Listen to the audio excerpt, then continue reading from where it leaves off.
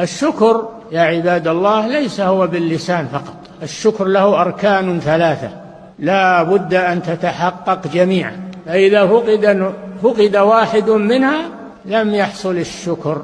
الأركان الثلاثة: الأول التحدث باللسان، تحدث بنعمة الله وذكر النعمة لأجل القيام بشكرها. قال الله جل وعلا لنبيه: وأما بنعمة ربك فحدث. لما ذكر عدد نعمه عليه: ألم يجدك يتيما فآوى ووجدك ضالا فهدى ووجدك عائلا فأغنى فأما اليتيم فلا تقهر وأما السائل فلا تنهر وأما بنعمة ربك فحدث. اذكر نعمة الله، يا بني إسرائيل اذكروا نعمتي التي أنعمت عليكم. فلا تضف النعمة إلى غير الله، لا تضفها إلى نفسك